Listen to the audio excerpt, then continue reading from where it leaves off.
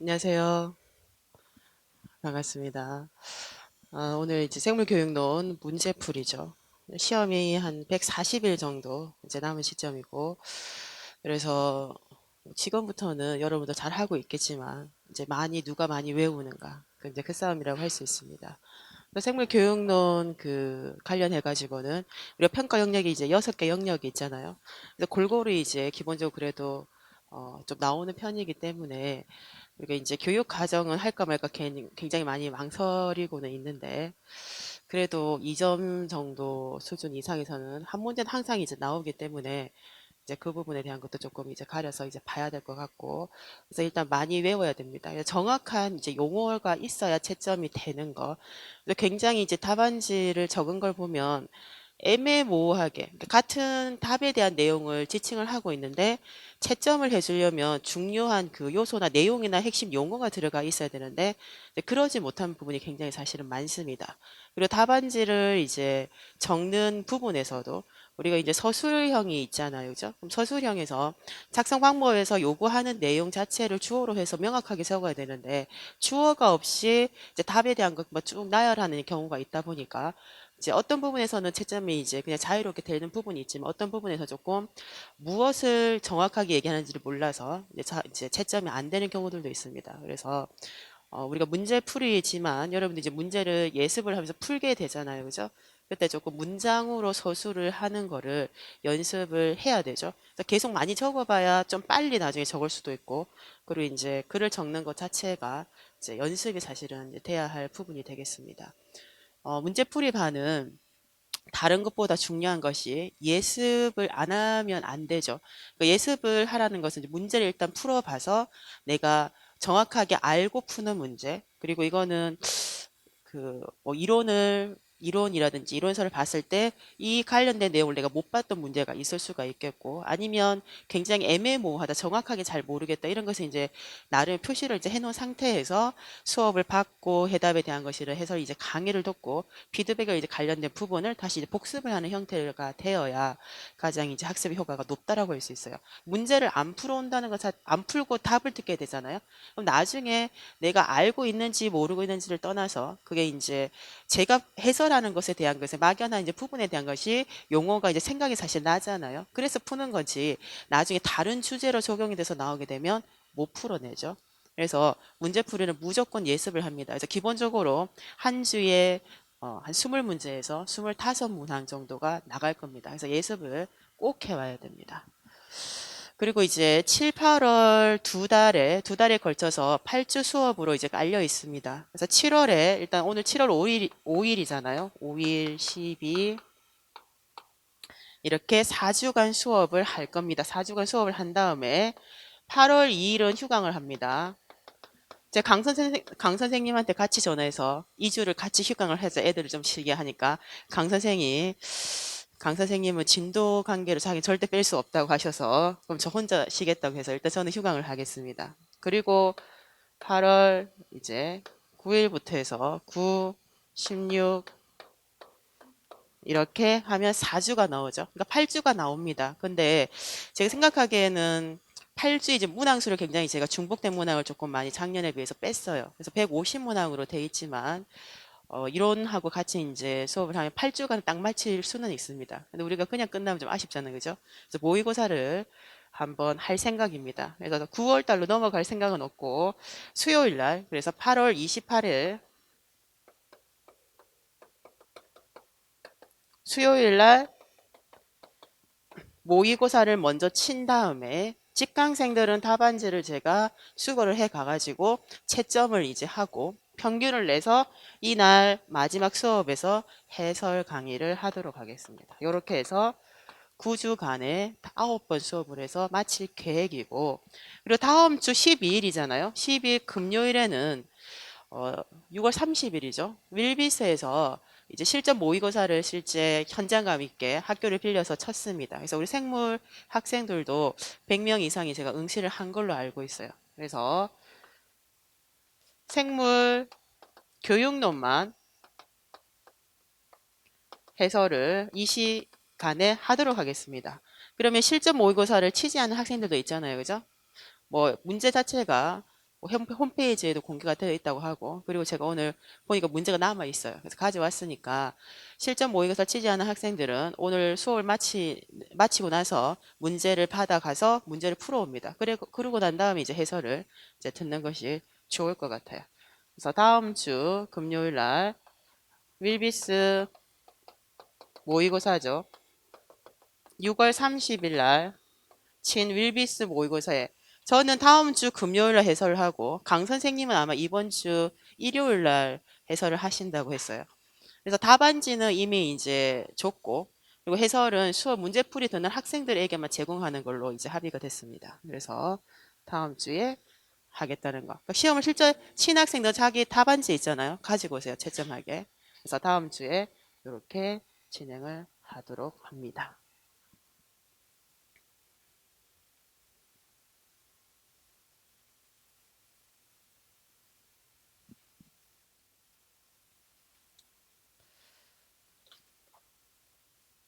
자, 그러면 OT는 따로 없고 문제를 풀어보도록 하겠습니다.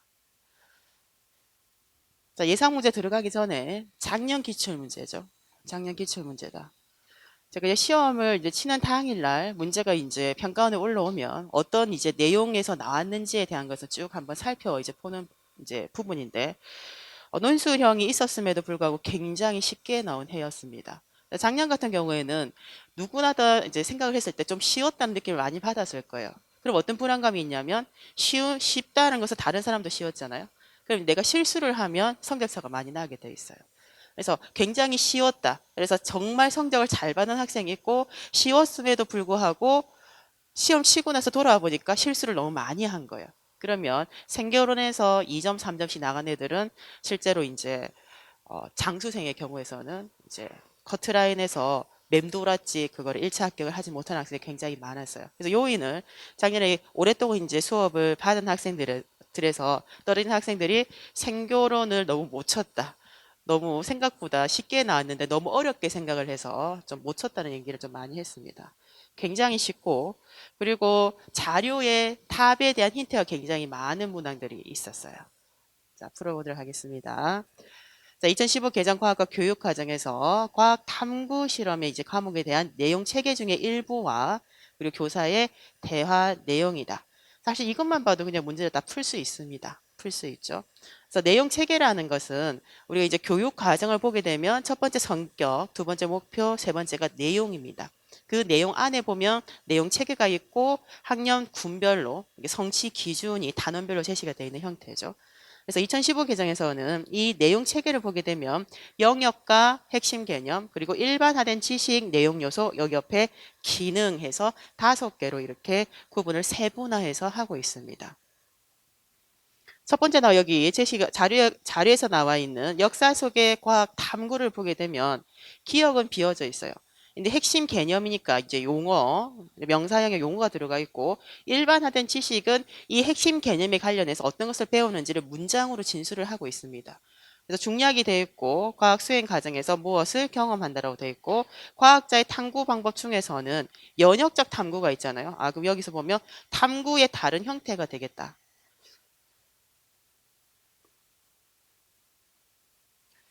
자, 역사 속의 과학 탐구 영역에서 핵심 개념을 어떻게 지도하면 좋을까요? 라고 있고, 교사학습 방향에 따르면 과학의 잠정성, 그리고 과학적 방법의 다양성, 과학 윤리, 그리고 과학기술 사회 상호 관련성, 과학적 모델의 특성, 관찰과 추리의 차이 등의 뭐뭐와 관련된 내용을 적절한 소재를 이용해서 활용한다. 요 앞쪽의 내용을 봐도 이거는 이제 본성, 과학의 본성에 대한 내용이 됩니다. 그래서 과학의 본성이고, 예를 들면 과학자들이 수행하는 탐구 방법 중에서 일반화된 지식이 있고, 그리고 이제 우리가 니은에 관련해서 이제 문장으로 여기 부연 설명입니다. 어떠한 방법을 지도하기 위해서는 뒤쪽에 힌트가 있어요. 관찰이라는 용어와 그리고 다양한 사실입니다. 관찰이라는 해서 다양한 사실을 바탕으로 해서 일반화죠. 귀납적 일반화를 통해 가지고 과학 지식을 형성하는 것을 경험하는 것이 좋습니다. 그래서 귀납적 탐구라고 적으면 되겠죠. 자, 가로 안에 기억면을 순서대로 쓰시오 하면 순서대로 쓰면 되는데, 제가 이제 순서대로 적으려면 일반적으로 앞쪽 거 적고 뒤쪽 거 컴마 이렇게 적게 되잖아요. 그죠? 그래서 이렇게 두 개를 다 적게 되면 채점이 이제 문제가 없는데, 간혹 가다 보면 두 개나 세 개, 네 개를 적게 되는 경우가 있잖아요. 그럼 내가 다 적을 때 중간에 빠지는 부분이 있습니다. 근데 이것이 명확하게 콤마가 이제 보이지 않는 경우가 되게 되면 이 답이 두 번째 답인지 세 번째 답인지를 모르잖아요. 그럼 채점하는 사람들은 그것을 반영을 안 해주고 기억, 니은, 디귿 순서대로 채점을 하게 돼 있어요. 그래서 이왕이면 기억을 적고 답을 적고 니은 적고 답을 적고 이렇게 명확하게 적으라는 거죠. 답을 모르는 경우에서도 비워놓더라도 이걸 명시를 하면 이거는 정확하게 채점이 될 수가 있습니다.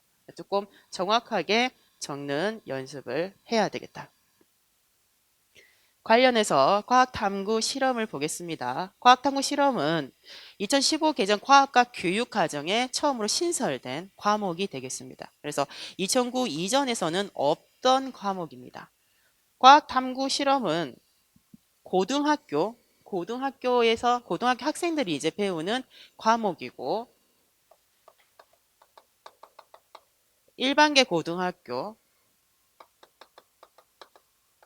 특수목적 고등학교, 그리고 자율고등. 이 학생들은 고등학교에서 보통 교과만을 이제 배우게 됩니다. 보통 교과를 배울 때 보통 교과는 영역이 4개가 있죠. 4개의 영역이 있습니다.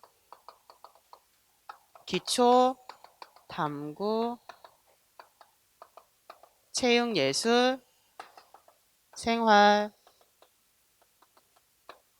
교양. 이 4개의 영역 안에서 우리 과학은 탐구 영역 안에 있는 과목입니다. 사회과가 있고, 그리고 과학 과목이 있을 때, 이 과학에 관련해서 고등학교잖아요. 고등학교에는 보통 교과에 이 교과를 어떤 교과와 어떤 교과로 나눈다. 과목을 어떻게 나눈다? 과목을 공통 과목하고 선택 과목으로 나누고 있습니다. 그때 공통 과목이라고 명시가 된 것이 과학에 관련해서는 통합과학과, 그리고 과학, 탐구, 실험, 이렇게 2개의 과목이 있죠. 통합 과목은 기본 단위수가 8단위고 과학, 탐구, 실험이 2단위가 기본 단위수입니다. 그래서 일반 고등학교와 특목고, 자율고, 이 학교들은 고등학교죠. 고등학교에서는 보통 교과를 이제 배우게 되는데, 탐구 영역 안에서 과학 과목은 이 공통 과목을 무조건 이수를 해서 졸업을 하기 위해서는 필수 이수 단위가 최소 몇 단위가 되어야 한다? 12단위가 되어야 한다. 이렇게 명시를 하고 있습니다. 통합과학은 기본 단위수가 8단인데 편성 운영할 때 2단위 이내로 감하여 운영을 할 수 있다. 그러니까 최소 6단위에서 최고 8단위까지 편성 운영을 해야 되는 것이고, 그리고 과학 탐구 실험은 증감 없이 2단위를 편성 운영을 합니다. 하지만 특목고죠. 우리 과학 관련해서 과학 계열 이제 과고라든지 영재고등학교 이런 학교들이 있잖아요. 그런 학교에서는 탄력적으로 따로 운영을 할 수는 있습니다. 특별한 케이스고, 일반고에서는 이렇게 운영을 해야 된다. 하지만 특성화고 산업수요 맞춤형 고등학교에서는 보통 교과만 배우는 것이 아니라 전문 교과를 배우게 됩니다. 그러다 보니까 보통 교과는 우리가 과학을 배우잖아요. 과학을 배우긴 하는데 이 과학에 관련해서 공통 과목이 2과목이 다 들어가 있지는 않습니다. 무엇만 배운다? 통합과학만 꼭 그러니까 이것만 이제 필수적으로 공통 과목으로 이제 학습을 하면 되겠고, 일반 고등학교에서는 과학만 이렇게 12단이었잖아요. 그런데 특성화 고등학교에서는 사회와 과학을 합쳐서 졸업을 하기 위해서 12단위만 이렇게 이수를 하면 됩니다. 조금 차이가 있죠. 그래서 과학 탐구 실험은 일반 고등학교에서는 공통 과목이지만 특성화 고등학교를 기준으로 했을 때는 공통 과목은 사실은 아니라는 것. 그리고 2015 개정 과학과 교육과정에서 신설된 과목이고 워크북 형태로 교과서가 만들어져 있습니다.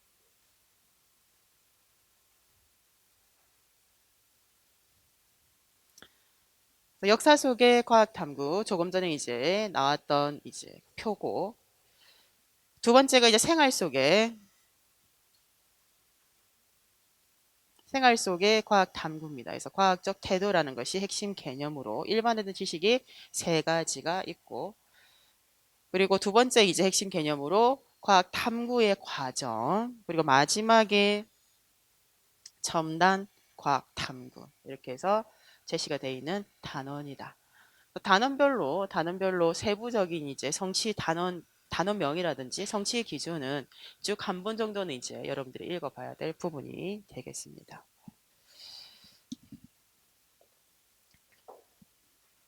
그래서 2015 개정 그 과학과 교육과정에 대해 가지고 계속적으로 이제 시험이 이제 출제가 됐는데, 지금 보여지는 형태로 핵심 개념이라든지 용어 위주의 이제 빈칸, 그리고 이제 중간에 관련된 내용에 이제 빈칸을 두고 기입형으로 계속적으로 이제 출제가 된 것을 이제 볼 수 있습니다. 내년에 개정이 이제 과학과 교육과정 개정된다라고 하니까 올해가 이제 시험에 이제 나올 수밖에 사실 없죠. 그리고 내년에 개정이 된다 하더라도 적용은 2년 후기 때문에 그 당분간은 2015 개정과학과 교육과정에 대해서 계속적으로 시험에 나올 겁니다. 근데 과목별로 계속 이제 기입형처럼 지금 형태처럼 이제 기출의 유형이 잡혀 있다 보니까 많은 학생들이 내용 체계는 잘 외워요. 영역하고 핵심 개념이라든지 단원명은 관련해서 좀 외우고, 이제 특히 중학교 1, 3학년군에 들어가게 되면 이제 단원 있잖아요. 단원에 관련된 성취 기준, 그러니까 비교를 좀 통해 가지고 2009하고 2015 개정의 그 비교된 부분을 중학교 과정은 조금 자세하게 좀 준비를 할 수 있도록 해야 되겠습니다.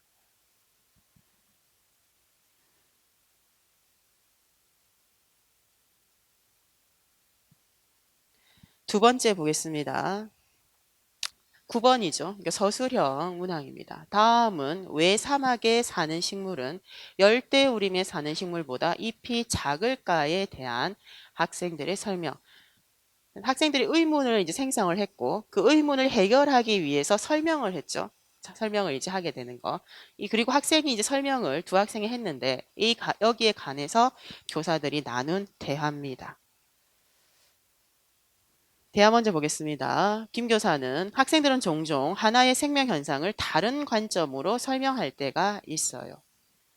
교사가 학생들의 설명을 활용해서 여러 가지 자연관이 있다는 것을 가르치면 좋겠지요. 그런데 생명과학과 관련된 자연관에는 어떤 것들이 있는가? 우리 이론적으로 많이 봤던 내용입니다. 그래서 자연관에 대해서 물활론이라든지 신비론, 형식론, 그리고 상황론, 그리고 여기 이제 기억으로 구분을 한다. 그 중에서 기억은 현대 생명과학의 핵심적인 자연관이다. 이 관점에 의하면 생명의 특성이라는 것은 생명체를 구성하는 물질과 구성 요소의 고연 조직하에 의존한다. 따라서 학생 A의 설명은 이 자연관에 해당한다라고 볼 수 있다.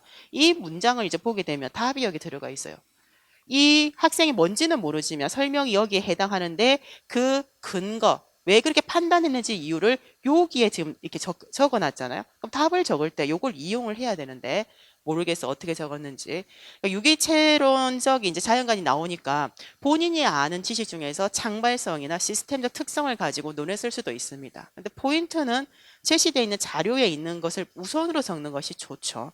그래서 누가 봐도 여기 지금 힌트가 있어요. 그래서 생명의 특성, 생명체를 구성하는 물질과 그 구성 요소, 조직과 구조에 의존한다는 겁니다. 이거는 기본적으로 우리가 유기체론적 자연관에 대한 이론에 관련해서도 적혀져 있는 내용이거든요. 그래서 다양한 정의라든지 의미라든지 특성에 대한 것을 특징을 논하고 있는데 그 중에서 제시되어 있는 이 내용이 답에 들어가도록 적을 것. 그리고 그렇군요 하면서 자연관을 다른 방식으로 구분하는 경우도 있나요 했을 때 목적론하고 기계론으로 구분하기도 합니다. 그러면 학생 B의 설명은 목적론하고 기계론 중에 니은에 해당되겠네요. 이렇게 적혀져 있습니다.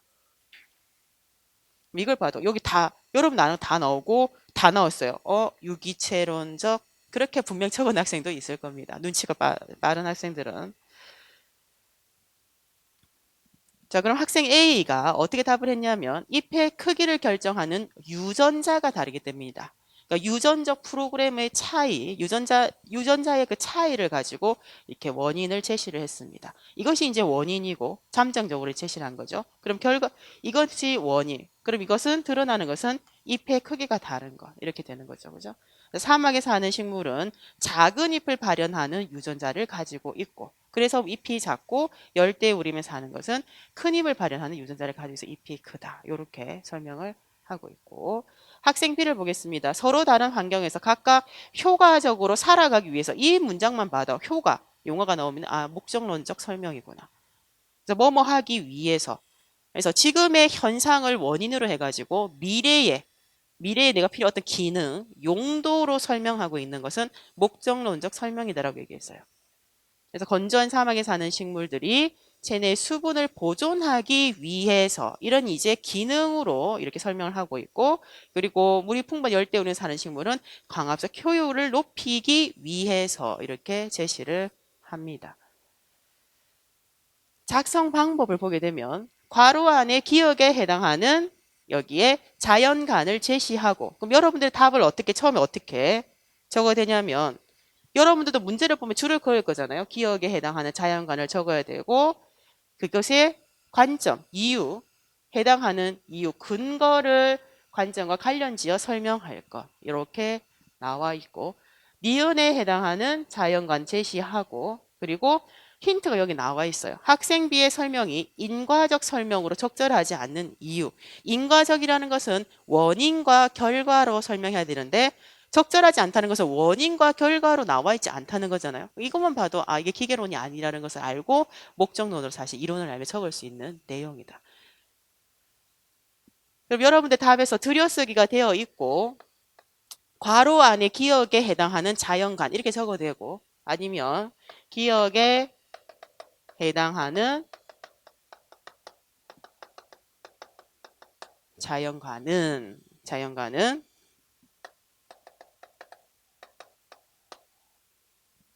유기체론적 자연관이다 적든지, 유기체론이라는 이 용어가 사실은 들어가야 되고, 그러면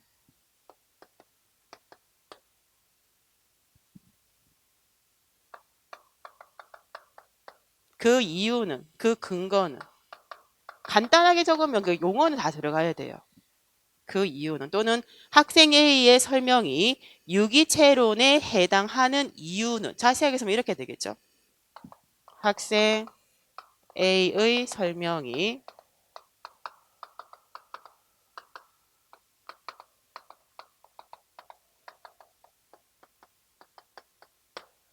이유는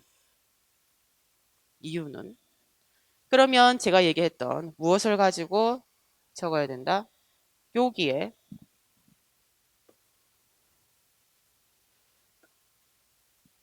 생명의 특성은 생명체를 구성하는 물질과 구성요소의 고유한 조직하에 의존한다. 그러면 유전자의 식물 잎의 크기 차이를 유전자의 차이로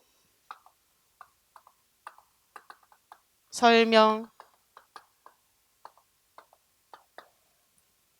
그것은 여기에 관련된 내용으로 관련지어서, 그러니까 자료 여기는 이제 이론입니다. 그리고 이제 구체적인 내용은 식물의 잎의 차이를 가지고 이제 제시를 했잖아요. 이 두 가지를 가지고 설명을 함께 답으로 구성을 하면 돼요. 근데 제가 생각하기에는 많은 학생들이 여기 나와 있는 내용 가지고 안 적고 요거는 적을 수 있습니다. 입해 유전자 차이라는 것은 엄연히 이제 있기 때문에 요것만 가지고 창발성, 발현적 특성에 대한 것을 언급을 했을 수가 분명히 있을 거예요. 채점이 어떻게 됐는지는 유사 답안까지 범위는 정확하게는 모르지만 관련했을 때 우리가 이제 최근에 기출된 거와 채점된 것을 이제 봤을 때는 있는 자료를 우선으로 적는 것이, 찾아서 적는 것이 일반적입니다. 그래서 요 내용과 유전자의 차이에 대한 것을 언급을 관련해 가지고 적으면 되겠어요. 1점 1점씩이 되겠죠. 이 용어가 있을 때 1점, 그리고 이유에 대한 것에 근거가 1점 이렇게 있습니다.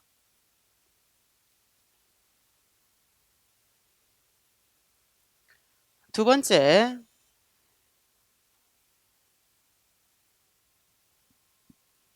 괄호 안에 들여쓰기, 이게 한 문장으로 끝나잖아요. 한 문장에 두 문장 이제 붙여 쓰고 한 단락입니다. 그리고 다시 들여쓰기가 돼 있으면서 니은에 해당하는 자연과는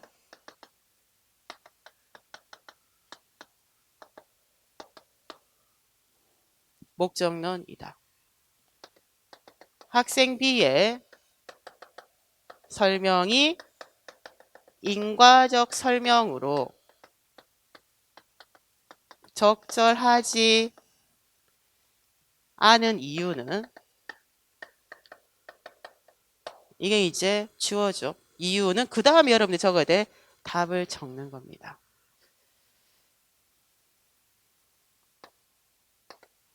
현재의 현상, 이것은 잎의 크기 차이, 현상을 원인으로 미래에 나타나길 기대하는 기능, 용도, 효과인 각각의 내용이 있죠. 수분을 어떻게 하기 위해서, 뭐뭐 하기 위해서, 뭐뭐 하기 위해서로 제시했기 때문에 원인과 결과로 설명하지 않았다. 이렇게 여러분들이 적으면 되겠습니다.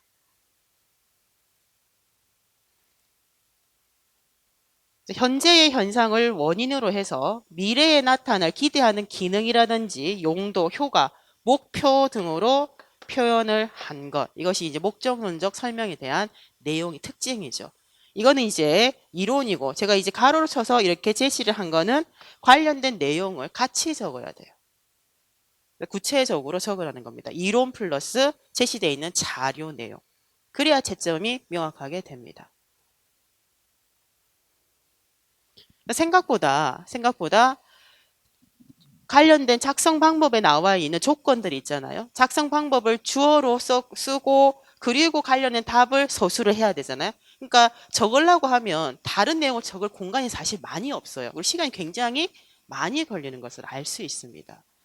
그래서 시험이 처음에 나오면 줄을 그어서 자연간 이유, 자연간 이유, 적절한 이유를 이걸 해서 1점, 1점, 1점, 1점 대충 이제 나오잖아요. 그럼 관련해 가지고 주어, 내용, 이거를 주어, 내용, 주어, 내용, 주어, 내용 이렇게 두 문단으로 적어야 되겠다.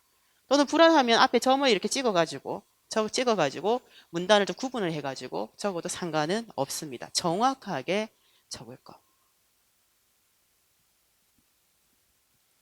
자연관이 나왔기 때문에 굉장히 여러 차례 기출이 됐고 기입형으로도 나왔잖아요. 근데 이렇게 서술형으로 또 나왔죠. 또 나올 수도 있죠. 계속적으로.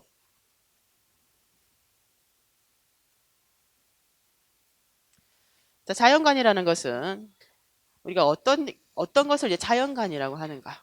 자연이나 세계에 대한 신념, 태도, 관념이죠. 그러다 보니까 자연 현상이나 생명 현상이 일어났을 때 어떤 태도, 어떤 관점을 보이는가? 이것이 이제 우리가 흔히 자연관이라고 할 수 있습니다. 어떤 자연관은 그 사람이 가지고 있는가에 따라서 의무 부여를 다르게 하다 보니까 각각 동일한 현상을 보고도 다르게 설명을 할 수밖에 사실은 없어요. 자연관의 종류가 우리가 이제 용어만 본문에서 자료에서 나열이 됐는데 다음과 같습니다. 목적론. 목적론은 여기에 현재 원인, 잎의 잎의 차이, 작은 잎, 큰 잎이었죠. 그때 이것을 바탕으로 해서 미래의 어떤 목표나 용도, 기능, 효과로 기술하는 것. 이것이 목적론적 설명에 대한 내용이고, 물활론적인 이제 자연관이라는 것은 모든 자연물에 생명이나 영혼, 마음이 있다라고 보고 있습니다. 그래서 우리가 생각하는 이제 무생물체죠.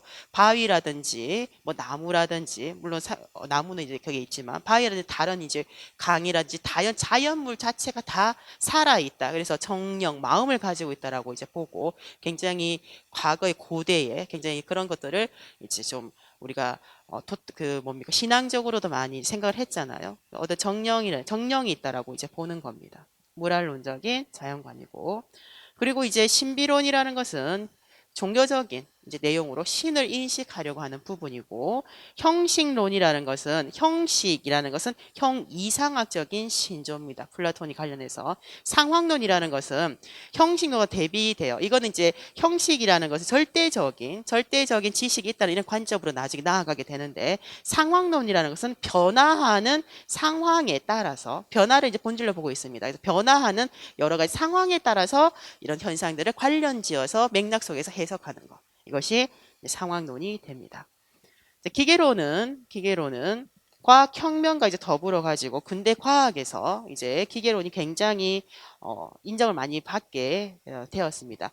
과거에 우리가 가졌던 자연관, 특히 이제 물활론적인 그런 이제 자연관은 굉장히 미신적인 사고다라는 이제 내용을 가지고 과학적으로 현상을 바라보도록 한 자연관이 기계론이 되죠.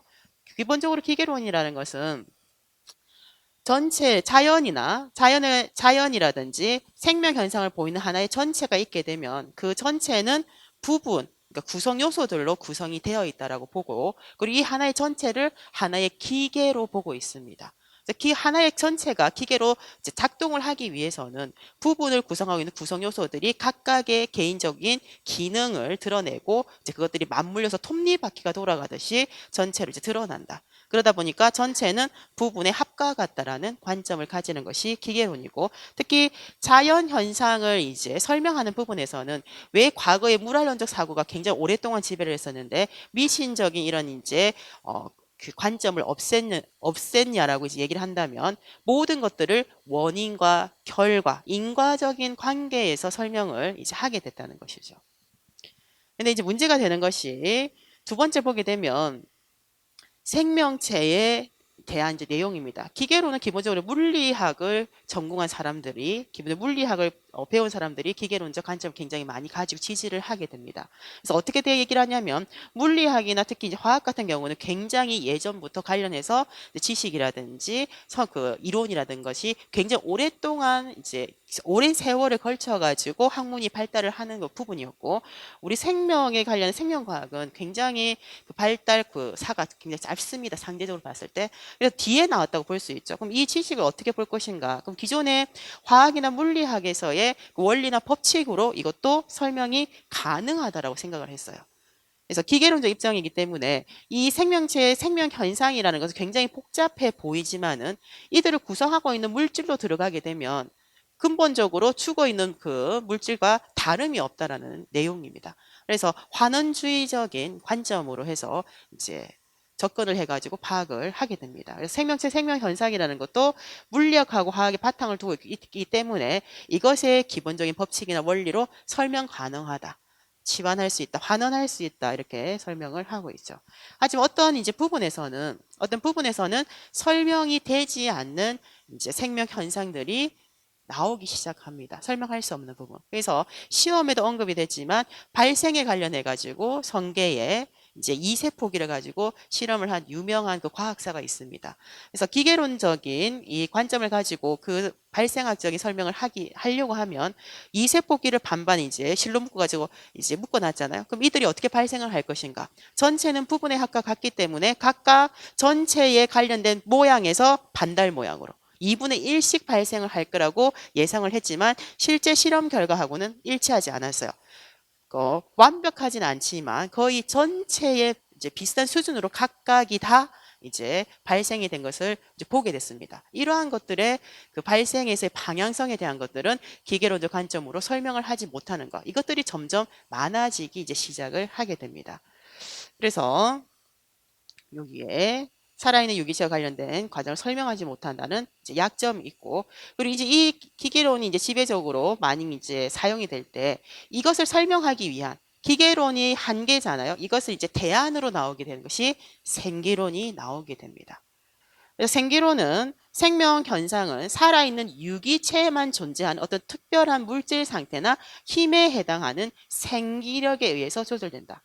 유기체 내에 존재하지만 어떤 특징이 있냐면 보이지 않고 만져지지 않습니다. 이것이 대안 설명으로 나와가지고 이렇게 설명을 하게 되는데, 이 내용이 관련해서 나중에 한계점으로 지적을 받게 됩니다. 보이지 않고 만져지지 않기 때문에 실험적으로 검정을 굉장히 많이 시도했지만 모든 그 시도들이 실패로 돌아가서 형이상학적이다, 이렇게 내용이 이제 나오게 돼요. 그래서 나중에 급격하게 몰락을 하게 되고, 그 다음에 이제 나온 것이 지금 시험에 나왔던 유기체론이죠. 그래서 유기체론은 살아있는 생명체에 대한 부분을 보게 되면 그 구성 요소들 간의 상위 체계 조직을 통해서 전체 창발성을 얻고, 그리고 이 창발성을 바탕으로 해가지고 구성 요소들을 시스템적 메커니즘으로 이렇게 제어를 하는 것을 이렇게 우리가 유기체론에 관련한 의미를 하나를 두고 있습니다. 그리고 우리가 이제 기계론이 전체는 부분의 합과 같다라는 이제 관점이라고 한다면, 유기체론은 이 부분을 구성하고 있는 하나의 구성 요소 자체도 하나의 전체로 보고 있어요. 그래서 전체는 그 부분의 합 그 이상이다라고 보고 있습니다. 특히 하위의 구성 그 요소들이 가지고 있는 특징으로 봐서는 우리가 짐작 미루어 예측하지 못하는 것들이, 이 하위 구성 요소들이 상위 조직을 이루게 될 때 새로운 이제 특징들이 발현되는 것, 그러니까 발현적 특성이다. 이것을 우리는 다르게 하면 창발되었다. 그래서 창발성이다라는 용어로 설명을 하고 있어요. 더불어서 이제 제시가 되는 것이 4번 봅니다. 생명체의 기능은 그 조직과 구조에 의해서 결정이 된다는 것. 이 내용에 관련해서 시험의 내용이 문장으로 이것이 이제 기출이 된 내용이죠. 요 내용입니다. 그래서 생명체 기능이라는 것은 잎의 크기가 다르게 발현된다는 것은 그 잎의 발현에 관련 있는 유전자죠. 유전자들의 그 조직하고 구조에 의존해서 일어나기 때문에 발현이 다르게 일어난다. 이 관점이 지금 유기체론적인 생명관에 관련된 내용이다.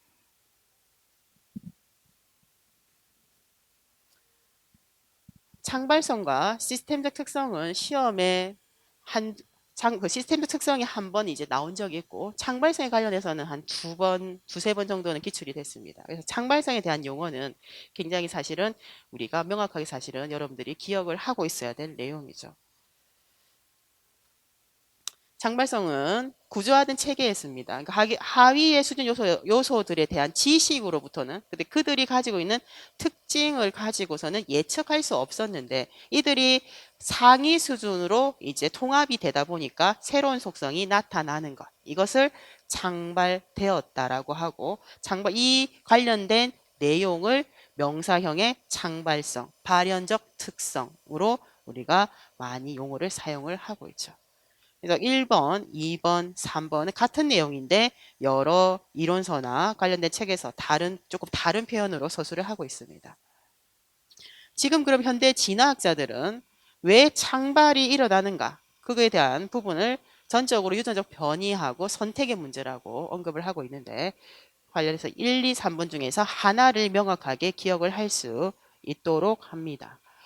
그리고 두 번째로 유기체론 특성에서 우리가 같이 이제 반영을 해야 되는 것이, 이제 아래 구성 요소, 그 부분에서 전체 상위의 조직체가 이렇게 통합해서 구조화돼서 상위의 체제로 올라가게 될 때는 새로운 특성이 위로 가면 갈수록 예측하지 못하는 새로운 속성이 발현이 되잖아요. 그러니까 창발성이 있고, 다시 이 창발성을 바탕으로 해서 하위의 구성 요소들을 이제 제어할 때 사용하는 것이 시스템적 특성입니다. 시스템 특성에 가장 많이 나오는 것이 대먹임입니다. 대먹. 양성 대먹임하고 음성 대먹임이 가장 일반적인, 가장 대표적인 예라고 할 수 있습니다.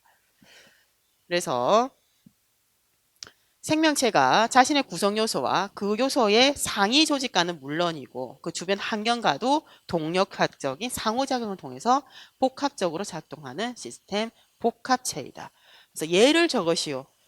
과거에 창발성의 예를 생물 1에서 배우는 내용 주제를 가지고 두 가지를 서술하는 것이 서술형에서 나왔잖아요.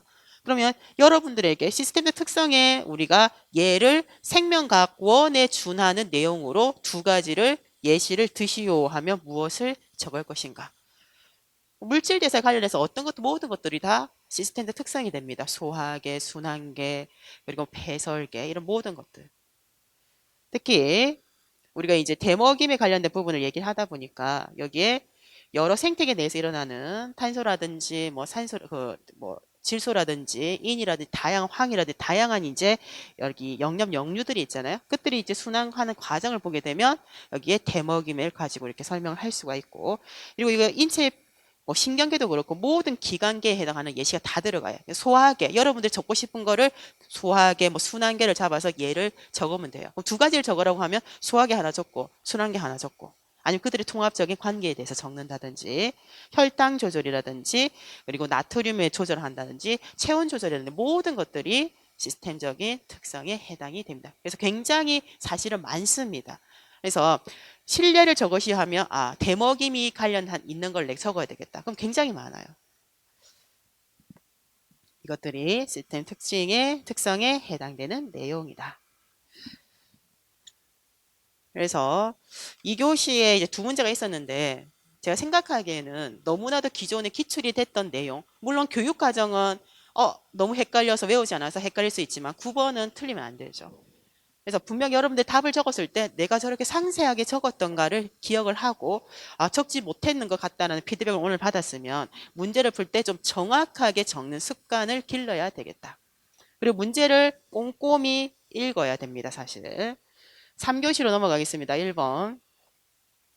간은 감자즙을 묻힌 거름종이 조각을 과산화 수소수가 들어있는 비커에 넣었을 때 나타나는 현상을 관찰하면서, 굉장히 유명한 지금 상황 아닙니까? 시험에서 굉장히 많이 나왔던 상황이고, 모둠별로 생성한 모둠별로 생성 과학적 의문입니다. 그리고 학생들이 과학적 의문을 생성했고, 이것은 나는 학생들이 생성한 과학적 의문을 평가하기 위해서 교사가 작성한 그 유형표 그리고 채점 기준표다. 왜 이게 눈에 안 보였을까요? 모둠별로 생성한 의문을 모두 과학적 의문이라고 했는데 본인이 이거를 가지고 우리가 이제 유창성에 대한 부분이 있잖아요. 과학적 의문인지 아닌지를 따지려다는 사람들도 있어요. 그러니까 나중에 한참 시간이 걸리고 보니까 이렇게 명시가 되어 있는 거예요. 그러니까 시험에서는 굉장히 시간에 쫓기고, 특히 이제 3교시는 항상 시간이 부족하잖아요. 매년. 그러다 보니까 압박감이 생기는 거예요. 그러니까 어떻게 한다? 문제를 같은 시간 찬찬히 봐도 똑같은 시간인데 대충 여러 번을 보는 거예요. 그래서 이렇게 놓치게 되면 문제 풀 때 실수가 나올 수밖에 없습니다. 조금 이따 이거는 다시 보도록 할게요. 어떻게 나눴냐 하면 과학적 그 의문의 유형표를 추측적인 의문과 인과적 의문 그리고 방법적 의문으로 나눠져 있다. 이렇게 세 가지로만 제시를 했어요. 실제 과학적 의문은 5가지 유형으로 나눠져 있습니다. 조금 더 제가 다시 설명을 하도록 하겠습니다. 일단 문항에서는 추측적 의문이라는 것은 추측, 관찰 대상이나 현상이 관련해서 지금 현재 이 현상에 일어나게 하는 성분이나 어떤 형태적인 부분이나, 그러니까 명칭 양에 대한 부분을 이제 묻고 있습니다. 현재 상태에 대한 의문이고, 인과적 의문은 관찰한 대상이 이제 현상이 있을 때 이 현상이 일어나게 한 원인에 대한 의문을 발생하는 것. 그래서 왜가 나오겠죠. 원인, 까닭, 이유입니다. 정확하게는 원인, 현상이 일어난 원인, 이유, 까닭이 궁금해서 생긴 의문이 되겠습니다. 그리고 방법적 의문이라는 것은 어떤 활동을 수행할 때 필요한 계획, 도구, 방법 등에 대한 의문이 되겠다. 유창성이라는 것은 우리가 이제 유창성, 그리고 융통성, 독창성, 그리고 종교성은 그 창의적 사고를 이제 대변할 수 있는 것으로 이제 나오고, 이 요소는 여러 평가표에 많이 사용을 할 수 있다라고 했어요. 그래서 관찰에 해당하는 것도 관찰을 했고 관찰된 사실이 있을 때 관찰 사실의 개수라든지 똑같이 적용해서 나올 수 있는 그 채점표입니다. 사실은. 보게 되면 모둠에서 생성한 과학적 의문의 수. 근데 제시된 것이 모두 과학적 의문이다라고 얘기를 했기 때문에 개수만 세면 되는 거죠. 그러면 A 모둠에서 의문의 수가 몇 개인가? 4개다, 3개다. 개수를 세면 되는 것이고 융통성은 과학적 의문의 유형이에요. 유형. 조금 전에 보면 3가지로 유형을 줬잖아요. 그 3가지 중에서 몇 가지의 유형이 들어가 있는가? 개수에 상관없이. 그리고 독창성이라는 것은 우리 모둠만 생성한 것이 있는지 없는지를 가지고 판단을 하는 겁니다.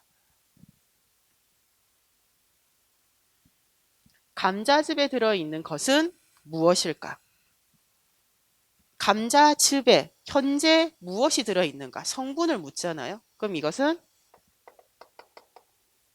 추측적 의문이 되겠고. 그리고 왜 기포가 발생할까? 왜? 이유, 까닭, 원인을 묻는 질문이죠. 그래서 인과적인 것. 기포의 성분을 묻고 있습니다. 추측적인 의문. 거름종이가 왜 좌우로 움직일까? 이유, 원인, 까닭을 묻잖아요. 그래서 이것도 인과적인 의문. 발생한 거품의 양을 묻고 있습니다. 현재 추측적인 의문이 되겠고. 어떻게 하면 거품을 어떻게 하면 제거할 수 있을까? 방법.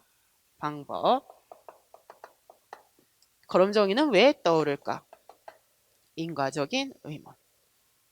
그러면 추측, 성분 이렇게 나와 있습니다. 기억을 묻는 것은 첫 번째 이제 작성 방법이잖아요. 그럼 밑줄 친 기억은 나의 과학적 의문의 유형 중 어느 것에 해당하는지를 제시할 것. 딱 봐도 1점짜리죠. 그러면 여러분들 들여쓰기를 하든지 뭐 점을 찍든지 간에 답을 적을 때 기억은 그냥 기억은 적으면 됩니다. 이거 밑줄이 그어져 있기 때문에 기억은 어디에 해당한다? 추측적 의문에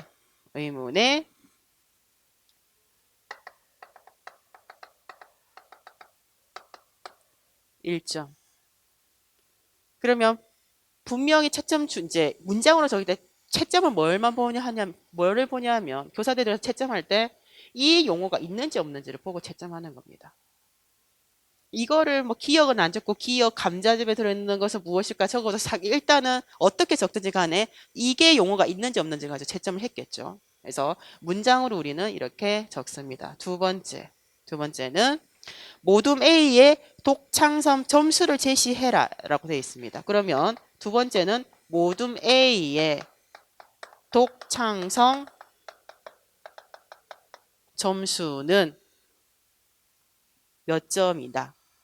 자, 뭐 독창성 보겠습니다.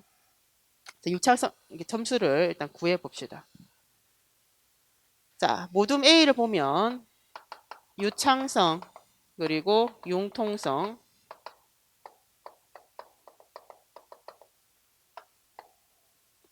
개수 유창성은 모두 다 과학적 의문이라 했기 때문에 개수만 세면 돼요.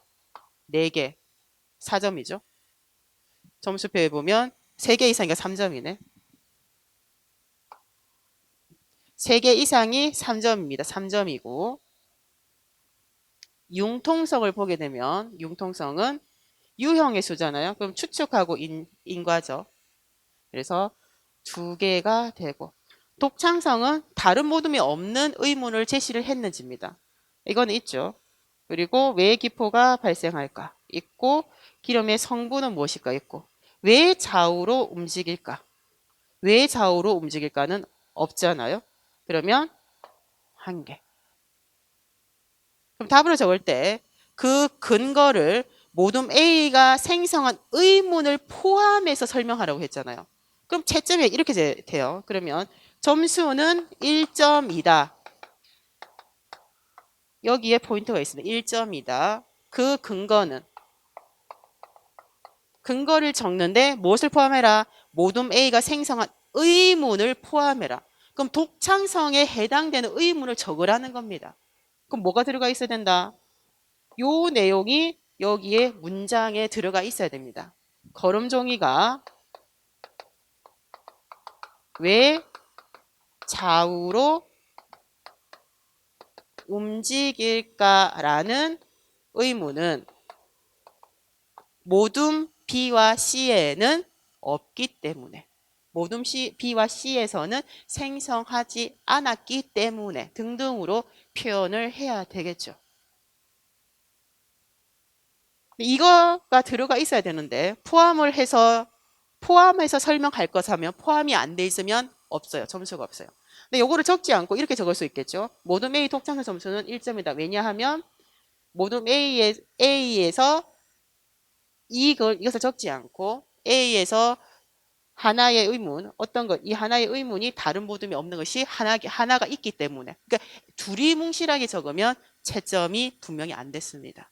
포함해서 적으라면 꼭 들어가 있어야 돼요. 그래서 요 문장이 있을 때만 채점이 되었다. 이렇게 보죠.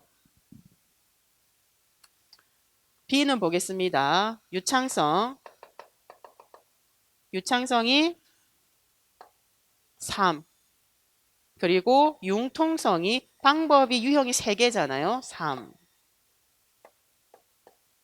그리고 독창성에 대한 부분.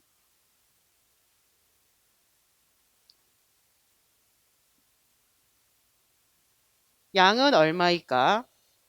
발생한 거품의 양은 얼마일까? 그리고 어떻게 하면 거품을 제거할 수 있을까? 두 가지가 다른 모둠에서 생성을 하지 않은 내용이니까 2.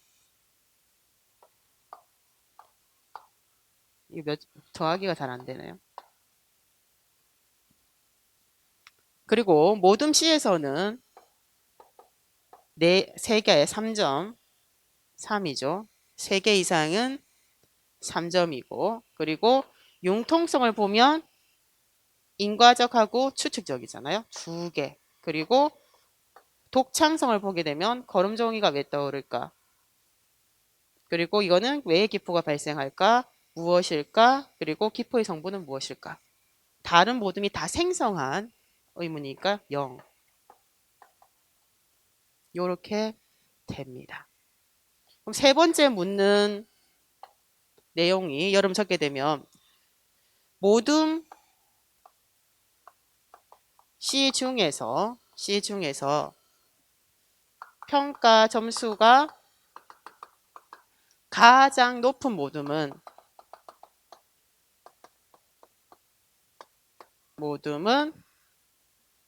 모둠 B이다. 이건 이제 작성 방법에 있는 이제 내용인데 보통 학생들 이걸 안 적어요. 바로 답이 모둠 B이다. 이렇게 나오거든요. 채점이 여기서부터 되긴 하지만 사실 이렇게 구체적으로 정확하게 사실 명시를 해야 됩니다. 모둠 B이다. 그리고 그 모둠의 채점 항목별 점수라고 그랬어요. 채점 항목별이라는 것은 유창성, 융통성, 독창성에 대한 각각의 점수를 적고 그리고 총점을 적으라는 의미입니다. 그럼 안 적었어요. 8점이다. 그럼 점수를 못 받는 겁니다. 그래서 정확하게 읽어야 돼요. 그래서 채점 항목별 점수하고 평가 점수를 같이 제시를 하라고 했기 때문에 그 근거는 다 뭐 저걸 세세하게 적을 필요는 없어요. 유창성 3점, 그리고 융통성 3점, 독창성 2점으로 총점은 8점이다. 또는 평가 점수는 8점이다. 이렇게 적으면 되겠죠. 그러니까 각각의 항목 이게 들어가야 됩니다. 여러분들 어떻게 적습니까? 적으라고 하면.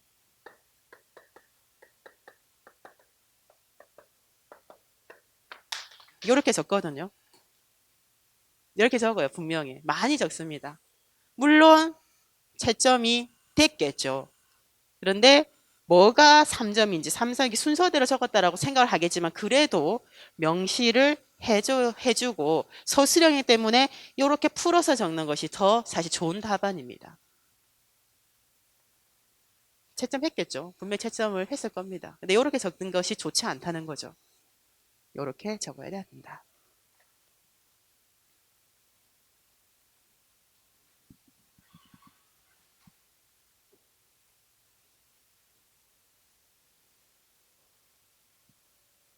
인과적 의문이 뭐지?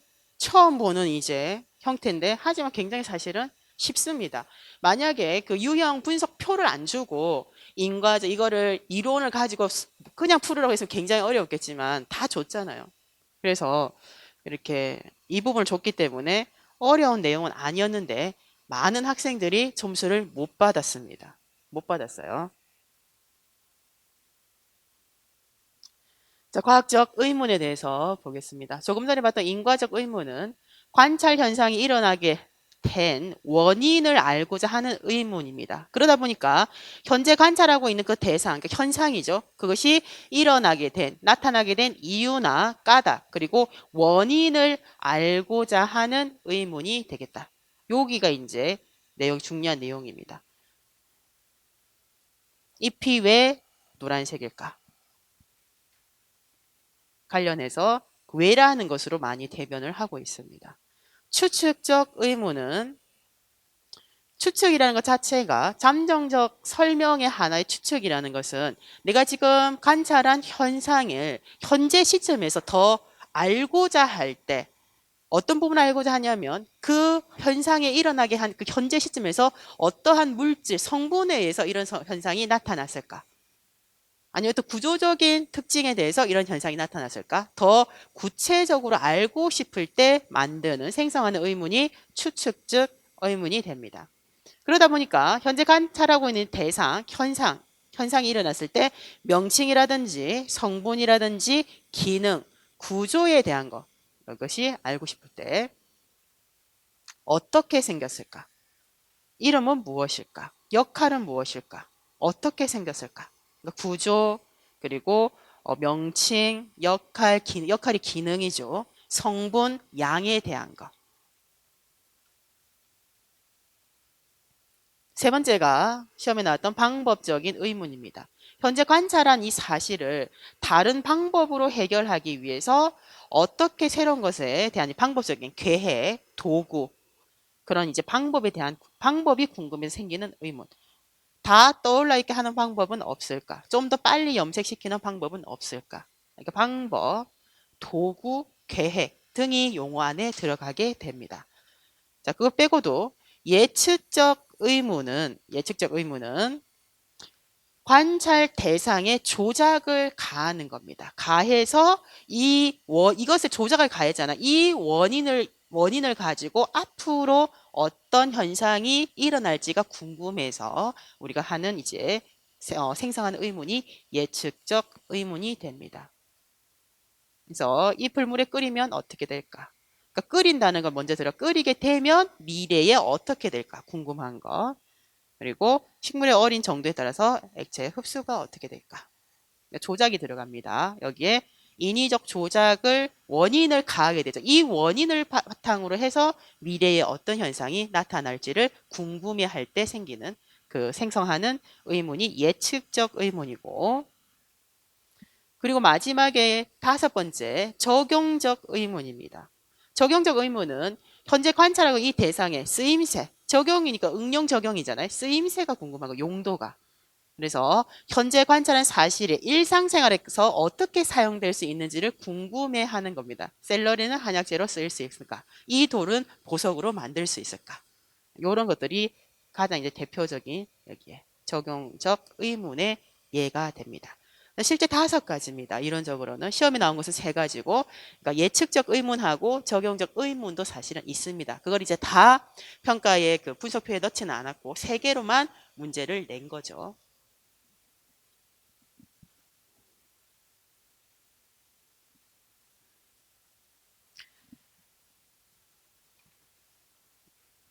자, 2번. 다음은 초파리가 자연 발생적으로 생긴다는 선입 개념을 가지고 있는 학생의 개념 변화를 위한 교사학습과 관련된 내용이다. 하슈의 인지 갈등 모형이 있고 힌트가 될 것 같으니까 원래는 모형에서 우리가 알다시피 학생이 설명이 가능한 가능한 현상일 때는 일방향 화살표로 나타내고 갈등이 있을 때 인지 갈등이 유발될 때는 양방향 화살표로 나타내는데 이제 이게 힌트가 될 수 있으니까 그냥 양방향으로 다 그려져 있습니다. 그림이 잘 안 나왔네요. 수업 자료를 보게 되면 여기에 세 가지의 수업 자료가 있습니다. 며칠 동안 거실에 놓아둔 과일 껍질, 초파에 생기는 현상을 보여주는 이제 영상 자료, 교사가 제시하는 이제 현상이 하나 수업 자료이고, 두 번째는 두 개의 큰 병에 실제로 실험을 한 겁니다. 했을 때 이제 결과가 어떻게 나왔는지를 보여주는 거. 그리고 세 번째는 초파리는 과일 껍질의 자연 발생이 아니라 이것에 나는 설명하는 텍스트 자료.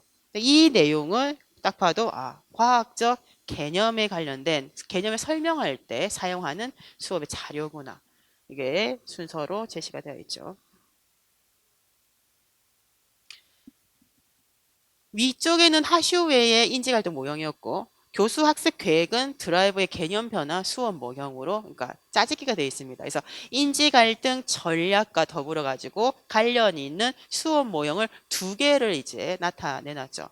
근데 문제의 자체를 보게 되면 사실 굉장히 쉬운 내용입니다. 그러니까 수업 단계가 있으면 단계명을 구체적으로 정확하게 기억을 해야 된다 했잖아요. 그죠? 단계명을 아는지. 그리고 단계에 따른 주요 특징을 학생들이 정확하게 아는지 모르는지. 제가 보기에 차라리 이거를 논술형으로 냈으면 낼 게 훨씬 더 많았을 것 같은데, 문제는 엄청 잘 내는데 서술형으로 제시를 했죠. 자, 봅니다. 중략이 되어 있고, 계획을 했다 중략, 날라갔고, 명료화와 교환 단계. 그러니까 하위 단계명을 그대로 사용을 하고 있어요. 이게 세 번째 단계잖아요. 그죠? 새로운 이제 생각의 그 재구성 단계의 구성 단계에 대한 부분인데 그냥 명료화 교환, 상충된 상황의 노출 이렇게 적고 있습니다. 그래서 답을 적을 때도 여기에도 그대로 하위 단계만 명확하게 적어주면 되는 내용이다. 명료화와 교환 단계에서 교사는 수업 자료 1을 제시합니다. 교사가 제시하는 것이 이제 현상입니다. 이제 하시웨이에 관련해서 수업 자료 1을 제시해서 학생은 선입 개념 C1을 표현한다라고 되어 있어요. 수업 자료 1을 가지고 학생의 선입 개념을 표현할 때는 학생 인지 갈등은 유발되지 않습니다. 그러니까 피아자가 얘기할 때 동화 과정을 가지고 수업이 진행되는 것을 이렇게 계획을 했고, 두 번째 기억에 제시된 것은 상충된 상황의 노출. 상충된 상황이라는 것은 학생의 선입 개념으로 설명할 수 없는 상황입니다. 그래서 상충, 모순 상황, 직면된 상황이다라고 우리가 얘기를 합니다. 노출이 됐다는 것은 이 상충된 상황에 학생이 노출됐다는 것은 선입 개념으로 설명할 수 없는 현상을 학생들이 경험하게 이제 되는 거죠. 그래서 수업 자료 2를 제시해서 학생의 인지 갈등을 유발한다라고 이렇게 제시가 되어 있고, 니은 단계에서 학생은 교사가 제시한 수업 자료 3을 이용해서 이 선입 개념을 과학적 개념으로 변화시킨다. 단계명이 비워져 있습니다. 그리고 새로운 생각에 여기 단계에서는 주요 특징에 대한 것을 서술을 할 것. 이렇게 되죠. 작성 방법 보겠습니다. 다음과 같은 작성 방법을 보면 기억의 인지 갈등은 가라 중에 화살표 이제 하시웨이의 인지 갈등 모형에 가라가 있잖아요. 그 중에 해당되는 것만 그냥 적으면 됩니다. 적고, 그리고 니은의 단계의 명칭 거의 기입형 수준이에요. 기입형 사실은. 그리고 세 번째가 디귿에 해당하는 이제 교수 학습 활동을 구체적으로 적는데 잘 봐야 됩니다. 누가 무엇을 평가하는지를 명확하게 드러나도록 적을 것. 그럼 누가가 들어가야 되잖아요. 그럼 주어가 꼭 있어야 돼요. 단계명을 주어로 삼으면 안 돼요. 학생인지 교사인지를 명확하게 적으라. 그리고 무엇을 평가하는지.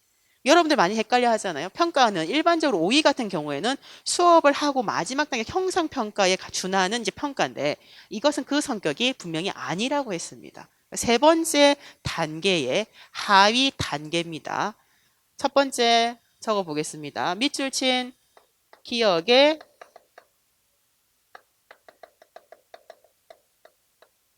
인지 갈등은 가라 중에서 어디에 다에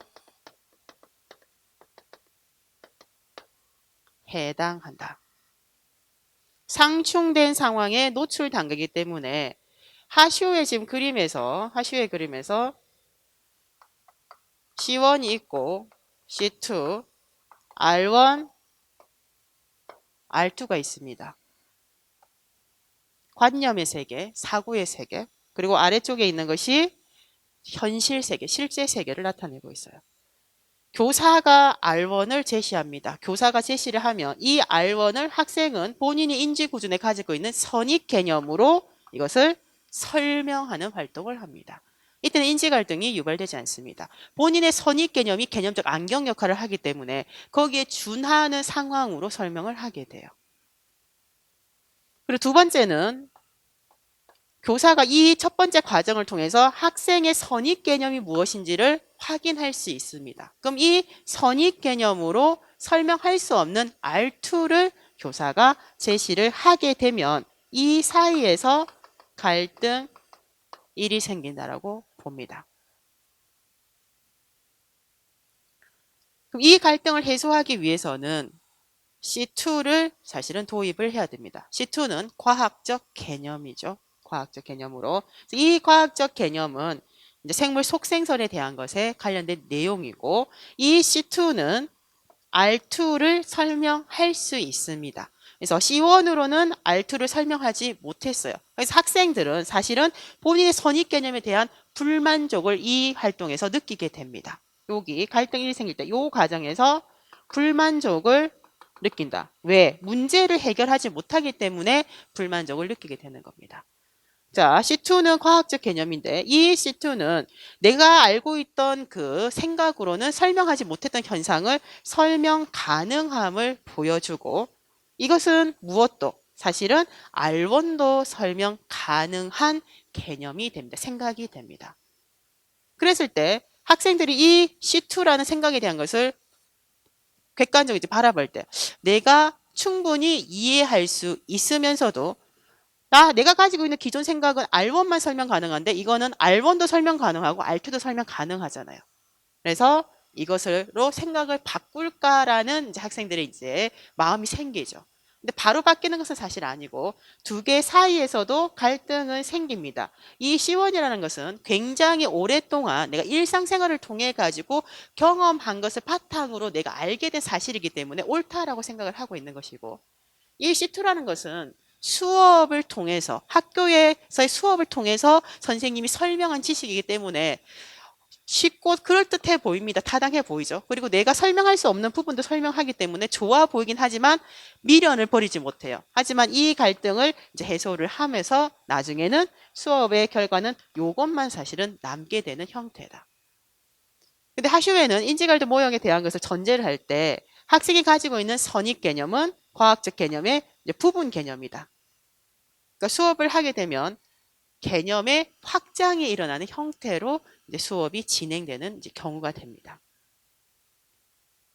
그래서 갈등 1과 여기 갈등 2가 생긴다라고 했고, 이걸 순서를 보면 가나 그리고 다라로 이렇게 잡고 있잖아요. 그래서 여기에 해당하는 것이 다에 해당한다. 그래서 이것이 용어가 들어가 있어야 채점이 되는 것이고, 두 번째는 가로 안에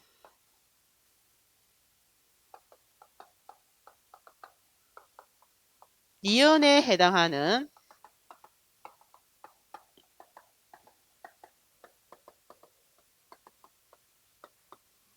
단계의 명칭은 새로운 표현이 그 다음 대로 새로운 생각이 평가라고 되어 있잖아요. 그래서 새로운 생각의 구성 또는 조영교수 책에는 이것은 새로운 관념으로도 용어가 적혀져 있습니다. 어떻게 적던지 간에 채점은 됐는데 정확하게 적어야 됩니다. 이것 이렇게 문장으로 적고, 누가 무엇을, 그러니까 디귿에 해당하는 것은, 디귿은 새로운 생각의 평가잖아요. 무엇을 평가한다? 새로운 생각이라는 것은 무엇이다? 두 개 중에 새로운 생각은 이겁니다. 이거.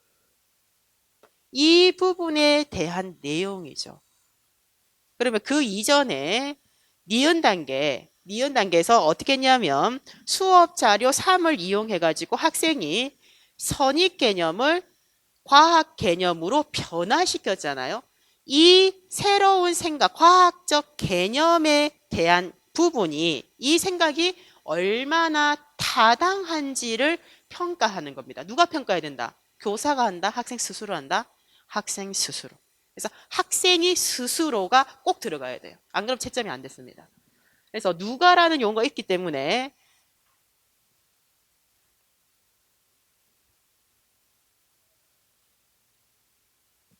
누가 무엇을 평가하는 거. 그러면 디귿에 해당하는 내용은 학생이 또는 학생 스스로가 등의 용어가 들어가 있고 누가 무엇을 평가하는지 그럼 새롭게 구성된 그 생각이잖아요. 그러면 새로 구성한 생각인 무엇이다. 그 전에 보면 초파리는 초파리가 낳은 알에서 생긴다라는 초파리가 낳은 알에서 생긴다라는 과학 개념을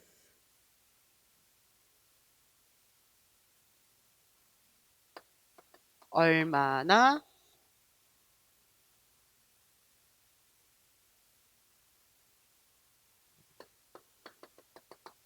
타당한지를 또는 얼마나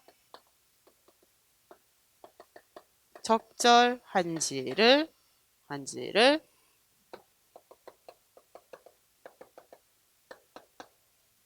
확인한다. 디귿에 해당하는 내용은 학생이 또는 학생 스스로가 새로 구성한 개념인 초파리는 초파리가 낳은 알에서 생긴다라는 과학 개념이 얼마나 타당한지를 얼마나 적절한지를 확인한다가 이렇게 문장으로 구체적으로 적습니다. 그래서 누가 무엇을 평가하는지 그러니까 누가 하니까 학생이 무조건 들어가야 돼요. 여기 교사가 또는 이것이 없으면 분명 학생 여러분들이 적었을 거예요. 새로운 생각의 평가니까 새로운 생각을 평가한다만 적어놓은 학생들 분명히 많을 겁니다. 그럼 누가가 없잖아요. 새로운 생각을 평가하는데 누가 하는지가 없잖아요. 그러면 점수가 없는 거예요. 그래서 학생 스스로 누가 무엇을 이것을 과학적 개념이 타당한지 얼마나 적절한지 옳게 구성했는지를 확인한다 평가한다로 구체적으로 서술이 될 것. 제가 생각하기엔 누가가 많이 빠졌어요, 분명히. 이게 이제 구체적으로 이거를 적으면 좋은데, 생각이 안 나니까 그냥 새로운 생각의 평가니까, 새로운 생각이 얼마나 타당한지 적절한지를 평가한다고 적은 사람이 많을 겁니다. 그럼 누가가 빠졌으니까 부분 점수거나 아니 점수를 못 받았겠죠. 그래서 본인이 적고 나서 정확하게 적었잖아요. 채점을 가채점이 된 거죠. 가채점 되는데 사실 실제 평가에서는 누락이 되는 겁니다. 점수가 깎이는 거죠. 굉장히 사실은 섬세하게 좀 읽어야 되는 부분이다. 굉장히 많이 빠졌을 겁니다. 누가? 자, 마지막 8번입니다.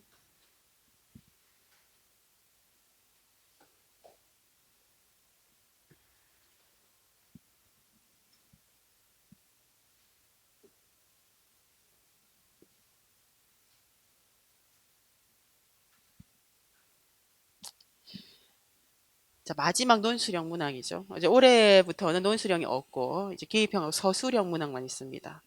문제를 보고 과학적 소양 처음 읽다 애들이 어려워하겠는데 근데 문제를 보니까 작성 방법 보니까 너무 쉬운 거예요. 학생들이 잘 적었겠지 했지만 많은 학생들이 첫 번째 시간이 부족했다. 3교시는 무조건 시간이 부족해. 서술형 문항 여기는 이제 논술형이 있다 보니까 더 그런데 시간이 부족해서 잘 못 적었다. 그리고 뭔가가 자료는 많아서 꼼꼼하게 읽으면 답을 찾을 수 있겠지만 시간 부족. 두 번째는 정확하게 뭘 적어야 될지를 몰라가지고 적었는데 답으로 채점 되는지를 정확하게 잘 모르겠다. 그리고 개방적 질문의 답들이 있잖아요. 개방적 이제 질문에 대한 부분들이 있다 보니까 어디까지가 채점됐는지는 모르겠다라고 하지만 분명히 관련해서 거의 유사 답안의 범위를 굉장히 넓게 두고 채점을 했을 겁니다. 그래서 굉장히 쉽다는 거예요. 답이 여러 개라는 거는 그만큼 점수는 잘 나온다는 문항입니다. 자, 심장의 구조와 기능에 관련해서 두 교사가 수업을 계획을 했습니다. 학습 목표만 봐도 수업 과정이 사실은 다 드러나요. 그래서 우리가 이 학습 목표가 얼마나 중요한지가 여실히 드러납니다. 이 구체적인 내용을 이것 가지고 한마디로 이렇게 정리를 한 거죠. 심장의 구조와 기능을 설명할 수 있다. 이것이 이제 도착점 행동으로 나와야 되는 것이고, 수업 과정을 보게 되면 목표를 제시한 다음에 여기에 모식도를 이용해서 교사가 설명을 합니다. 그리고 학생들이 실제 이것을 이해했는지를 가지고 구조 그리고 기능 다시 정리한 다음에 평가. 결국 이걸 가지고 이 관련된 내용을 설명하고 다시 이것을 학생들이 연습하고 평가하는 걸로. 교사비의 수업 계획은 이것보다는 더 구체적이고 조금 다릅니다. 심장의 구조와 기능을 설명할 수 있다. 교사 A의 그 부분인데 이거는 이해를 바탕으로 해서 무엇을 해야 되냐면 심장마비로 인한 사망률을 줄일 수 있는 방안을 실행을 해야 돼요. 실행을 내가 실천으로 순수하게 실천을 하려고 하면 방안을 일단은 찾아서 실천을 하게 되는 부분이죠. 그래서 이거는 과학의 지식의 이해를 바탕으로 해가지고 심장마비라는 사회적 논쟁거리를 해결할 수 있는, 줄일 수 있는 그 방안으로서의 이제 내용, 그 의사결정이 들어가는 부분이라고 볼 수 있습니다.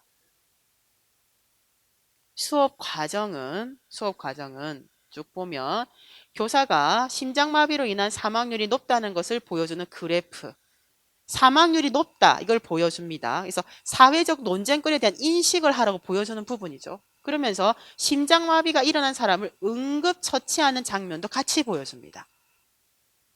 두 번째, 학생들은 교사가 제시한 이 자료, 그래프와 동영상 자료를 보고 어떻게 하면 뭐뭐와 같은 사회적 문제, 이것을 이제 사회적 문제를 인식을 하는 거죠. 그럼 사회적 문제의 인식, 어떻게 하면 뭐뭐뭐 할까와 대한 내용입니다. 문제 인식이 여기 들어가잖아요. 탐구 요소에서 문제 인식에 대한 내용은 무조건 의문형으로 적어야 된다고 했어요. 물음표가 달려 있어야 된다고 했습니다. 그래서 문제 인식이기 때문에 어떻게 하면 어떻게 할까 등의 여기에 의문형으로 적고, 그리고 궁금증을 갖는다. 세 번째 보게 되면 학생들은 심장의 구조와 기능, 기본적 이해 여기 있죠. 그리고 심장과 혈관의 관계와 심장마비의 원인, 그리고 여기에 응급처치 방법들을 조사해서 정리를 합니다. 교사는 심장마비 환자에게 여기 심폐소생술 방법, 그리고 자동심장 충격기 방법에 대해서 학생들의 수준에 맞추어 단계별로 시범을 보이며, 누가 봐도 비계 설정이죠. 스캐폴딩이 들어가 있습니다.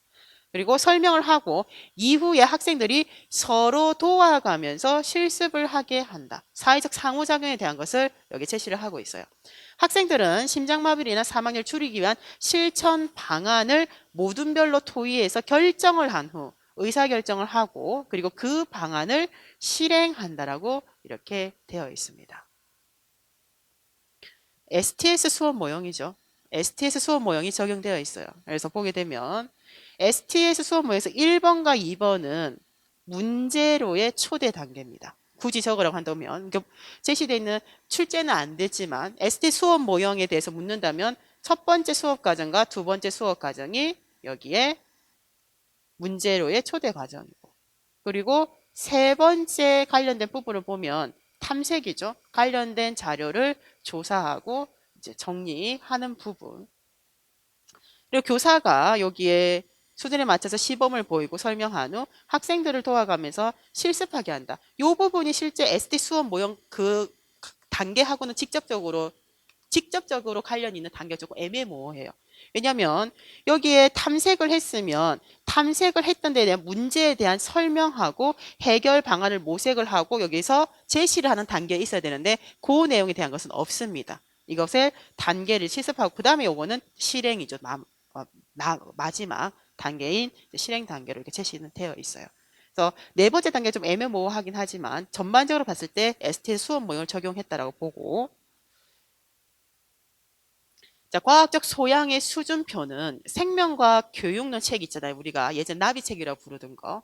거기 앞쪽에 보면 바이비 등이 과학적 소양의 5단계를 나타내고 있습니다. 그거를 풀어서 제시를 한 거예요. 풀어서 제시를 한 거죠. 자, 이겁니다. 자, 과학적 소양의 단계, 생명과학 교육론에만 제시가 되어 있습니다. 바이비 등은 과학적 소양의 단계를 5단계로 나누고 있습니다. 첫 번째 문맹 단계는 문맥 말 그대로 연령이라든지 성장 단계 그리고 성장 장애 등으로 인해 가지고 과학에 관련된 질문이 있을 때 이것이 과학에 관련된 내용인지를 인지를 못합니다.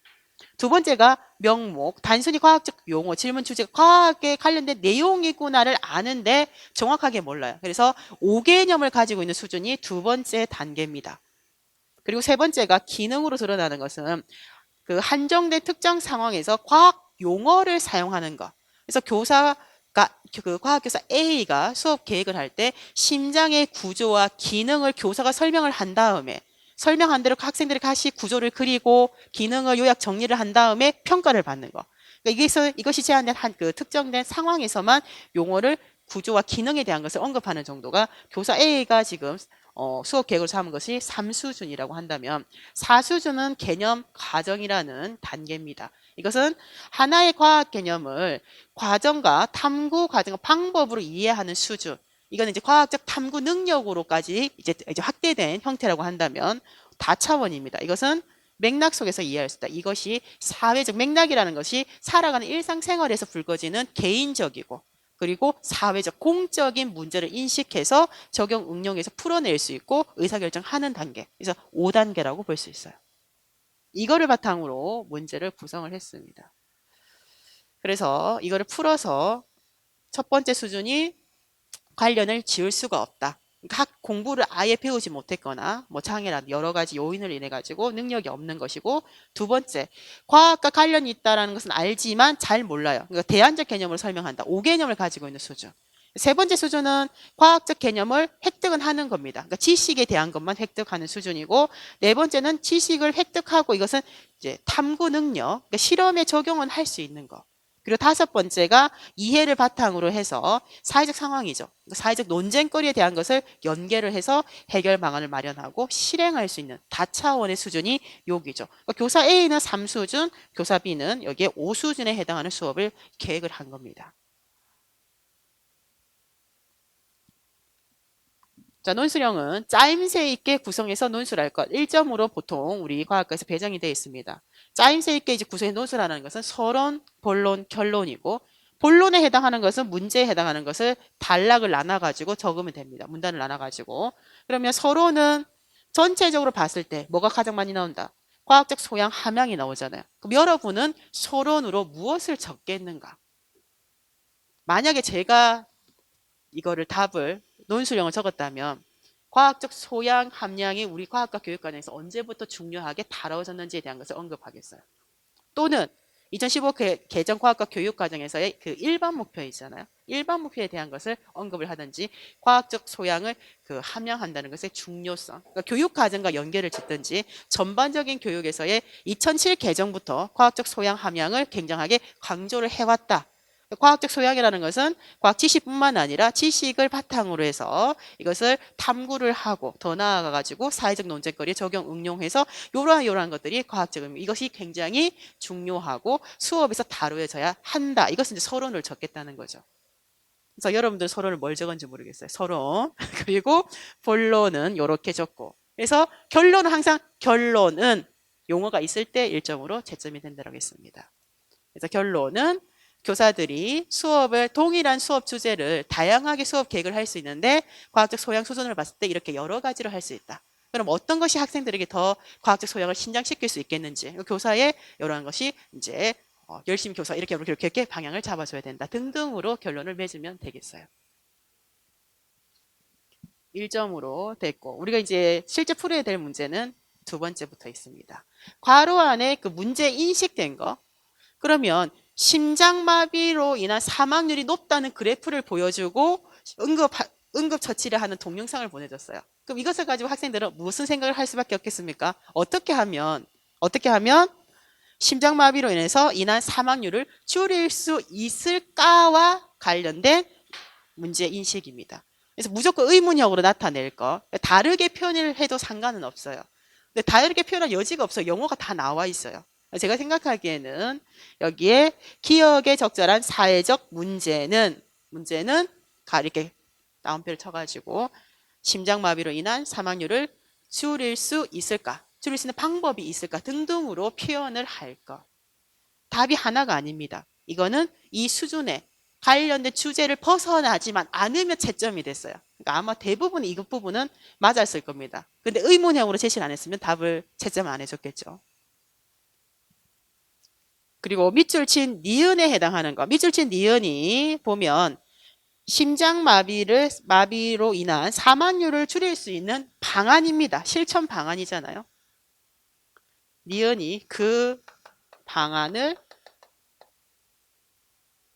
실행한다. 이걸 보면서 답을 채점을 도대체 어디까지 했을까? 노인수령 채점하는 사람들 완전 열받았겠는데 이런 생각했어요. 이게 그 방안을 실행한다. 왜냐하면 그 이전 단계에서 보통은 이제 설명과 해결 방안 제시 단계가 있으면 무슨 해결 방안에 대한 것이 힌트가 있을 것인데 그건 없고 그 방안을 실행한다. 이 실행이라는 것은 수준이 있다라고 했습니다. 개인적인 차원 그리고 사회, 국가적, 그러니까 지구적, 전 세계적 차원에서 실행을 우리가 나타낼 수 있습니다. 그때 일반적으로 실천을 사회로 이제 하는 거잖아요. 그럼 개인적 수준에서의 실천을 넣어도 되고, 사회적으로 이 심장마비를 사망률을 높이는 것과 심장마비가 일어날 수 있는 그 원인에 대한 것에 해당되는 기업이라든지 관련된 사회가 있으면 여기에 영향을 미칠 수 있는 사람들에게 편지를 쓴다거나 등등으로 활동을 할 수도 있는 거고, 국가적 수준에서에 대한 부분도 그렇고, 그리고 전 지구적 세계적인 부분으로서. 여러분 답을 뭘 적었는지 모르겠어요. 분명히 많은 학생들은 심폐소생술이 나오고 심폐소생술 방법이 나오고 그 AD의 사용 방법이 있으니까 그걸 가지고 답을 많이 했겠다고 저는 생각이 들어요. 그러면 AD 사용법을 아는 지인들에게 내가 실제 시범을 보이면서 알려준다. 또는 관련해가지고 이것을 자격증 같은 게 훈련 있잖아요. 그것을 따서 그거를 어떻게 행동을 옮긴다. 그리고 개인적인 수준에서는 사실은 드러나지는 않지만 중간에 보면 어떤 내용이 있냐면 심장마비의 그 원인이 있거든요. 여기가 있잖아요. 이거는 지식이고 심장과 혈관의 관계는 그럼 왜 얘기하는가? 혈전이 쌓여가지고 막아서 이제 심장마비가 오잖아요. 그리고 관계에 대해서 나왔을 것이고 그 심장마비의 원인은 그럼 어떻게 되는가? 그럼 혈전이 쌓이잖아요. 그럼 왜 혈전이 쌓이는가? 그럼 대부분은 우리가 이제 흔히 얘기할 수 있는 비만, 당뇨, 고혈압, 그리고 뭐가 있지? 흡연, 그리고 음주 등등 이런 것들에 의해 가지고 심장마비의 원인이 일반적으로 이것이 이제 된다는 거죠. 그럼 학생들이 분명히 이 원인이 있으면 해결 방안이 없지만 제시가 됩니다. 그럼 이 원인이 있기 때문에 비만, 당뇨, 고혈압, 대사성 질환이 성인병에 이제 관련된 부분이잖아요. 그럼 적절한 이제 체중 관리를, 그러니까 식습관을 이제 개선을 해야 되고 생활 습관을 규칙적인 운동을 한다. 가장 우리가 많이 듣는 내용에 대한 것이 분명히 나옵니다. 이것이 근본적으로 돼야지. 이거 심장마비 응급처치는 실제 심장마비가 왔을 때의 내용이잖아요. 그래서 제가 생각하기에는 개인적 수준에서는 규칙적인 식생활과 운동 정도를 실천한다가 해도 상관이 없어요. 답으로 여기에 개인적인 수준에 들어갈 수도 있고, 많은 학생들은 여기에 분명히 이걸로 썼을 겁니다. 답이 굉장히 많다는 거죠. 대부분의 학생들이 적은 것이 웬만하면 다 채점을 이런 문제는 해주려고 문제를 낸 거예요. 그래서 저는 이거를 처음 썼을 때 그 방안을 실행한다. 그러면 사회, 국가, 지구적으로 내가 영향을 미치기는 사실은 굉장히 힘들기 때문에 그냥 가장 쉽게 할 수 있는 것이 개인적 실천이 제일 쉽죠. 내가 어떻게 하겠다. 비만이 안 돼 체중을 많이 늘리지 않게 해야 되고 당뇨약 걸리지 않게 규칙적인 운동을 하고 식습관을 좀 개선하고 너무 많이 앉아있지 말고 혈전이 쌓이니까 좀 운동을 이런 쪽으로 이제 적거나 아니면 요 관련해 가지고 심폐소생술에 관련된 방법 배웠으니까 이거를 다른 사람들에게 알 수 있는 형태의 그림으로 제작해서 홍보물을 전한다든지 아니면 시범에서 알려준다든지 다양한 형태의 답이다라는 거죠. 그래서 굉장히 좀 쉬운 이제 문항이다 라고 보고,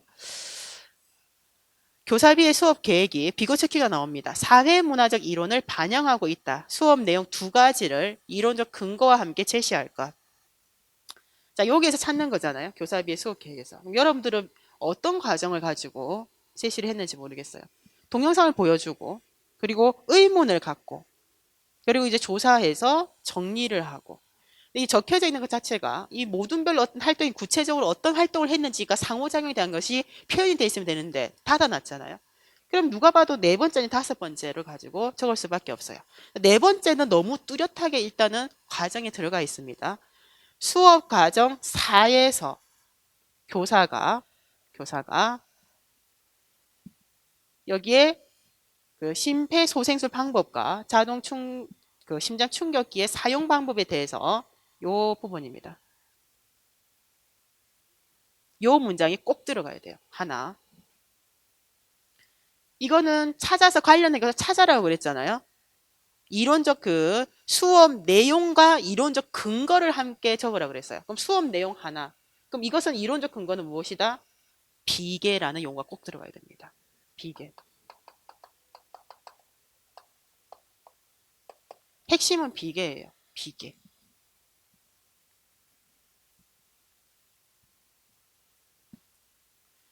그리고 두 번째가 이게 지금 문제를 보면 저는 이렇게 생각하거든요. 설명을 교사가 보이는 것과 두 번째는 요거라고 저는 생각을 해요. 학생들이 서로 도와가면서 실습하게 하는 것. 근데 보니까 다섯 번째 수업까지 보니까 아차, 학생들은 요걸 적었겠구나.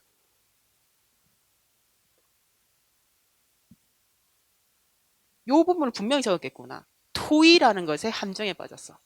근데 지금 토의라는 것은 수업의 함에 있어가지고 물론 사회적 그 상호작용인데 이것이 딱 비고치키의 이론만 가지고 설명할 수 있는 내용은 사실 아니거든요. 제가 생각하기에는 모든 별 토의가 했다 해서 이거를 답으로 그 출제자가 이걸 보고 출제했는지 우리 모르죠. 모르는데 요것만 적어서는 답이 아닌 것 같아요. 모든 토의라는 것 자체는 어떤 수업 과정에 다 들어가 있어요. 그럼 모든 그럼 수업 과정에 비고치키 이론이 다 들어가 있는가? 그러지는 않거든요. 이거는 그냥 모든 배 토의라는 것은 합리적인 의사결정을 하기 위한 토의죠. 물론 사회적 상호작용은 맞습니다. 근데 비고치키의 이론을 가지고 이것만 가지고 설명하기에는 조금 부족한 부분이 있다는 거죠. 전 처음에 볼 때 이거 말고 요걸 봤는데 나중에 보다 보니까 여기를 많이 적었을 것 같긴 해요. 근데 물론 뭐가 답인지는 정확하게 우리가 알 수는 없지만은 비계 설정으로 적고 이후에 학생들이 서로 돕는다는 거. 왜 서로 도와가며를 굳이 적었을까? 그래서 사회적 상호작용에 대한 것을 제가 여기서 언급을 합니다.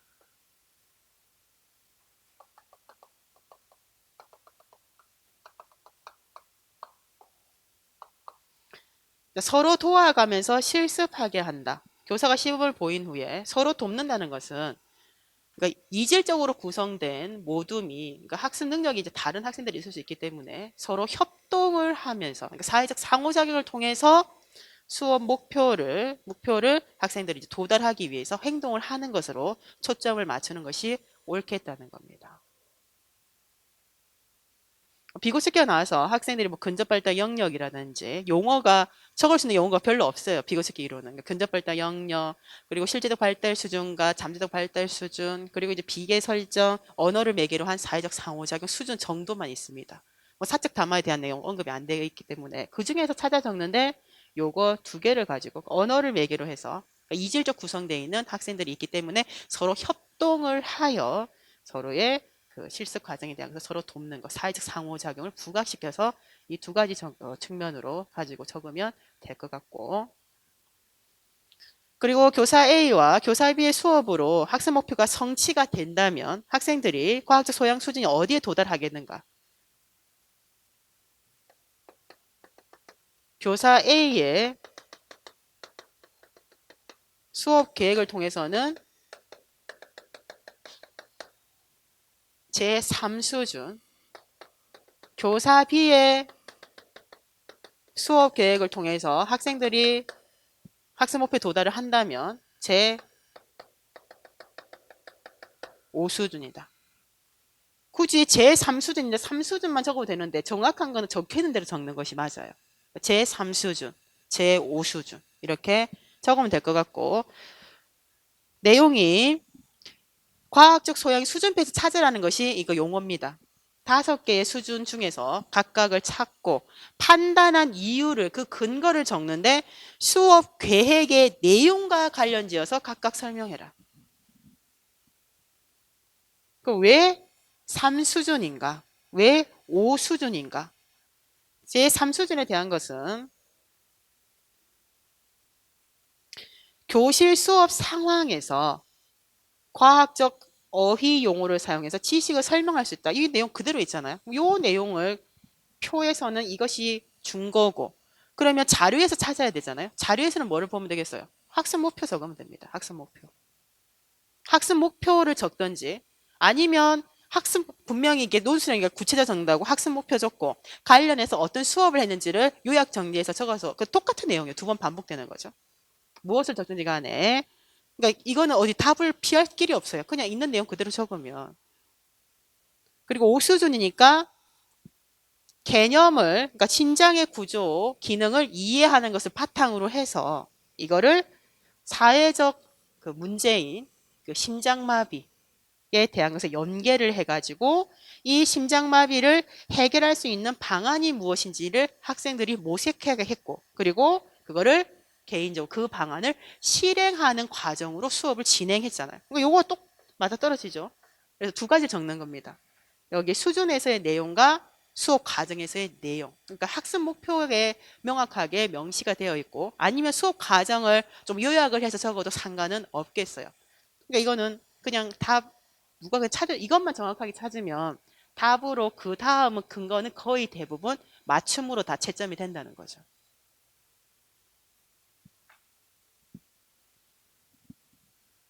그래서 기존에 논술형으로 기출된 문항에서 가장 쉬운 문항이 아니었는가 생각이 돼요. 그 정도로 사실은 채점도 굉장히 평균 점수가 높았을 겁니다.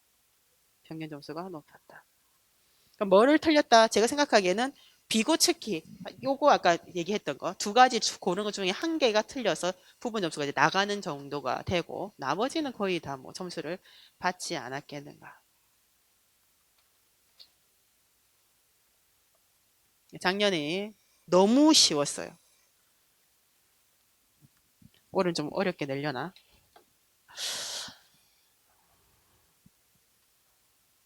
논술형이 없어지다 보니까 좀 부담은 조금 덜 하잖아요. 3교시에 대한 부담도 그렇고.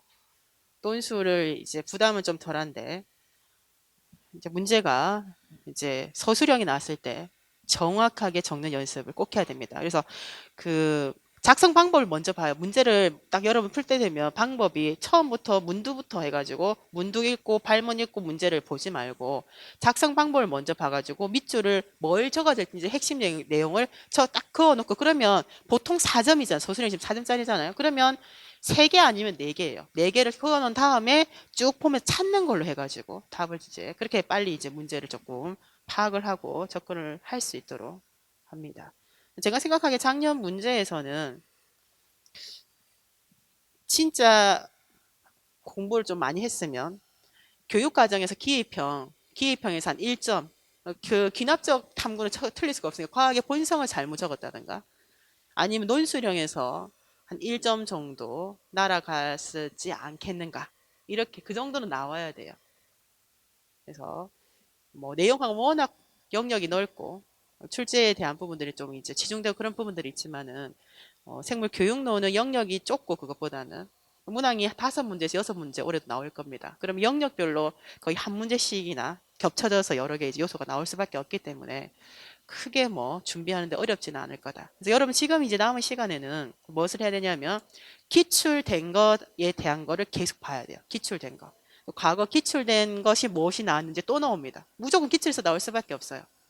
그래서 다른 주제를 가지고 적용된 것이 나오다 보니까 달라 보일 뿐이지 기출된 거에서 나오고, 가끔 한 문제 정도가 기존에 없던 것에서 나올 수가 있습니다. 그건 모든 사람들이 생소하기 때문에 또 정신을 바짝 차리고 나와 있는 자료에서 바탕으로 답을 적으면 거의 채점이 됩니다. 그 정도 수준으로. 그래서 많이 외울 것, 그것의 바탕은 기출이다. 기출된 것을 바탕으로 한다. 쉬었다가 예상 문제 들어가겠습니다.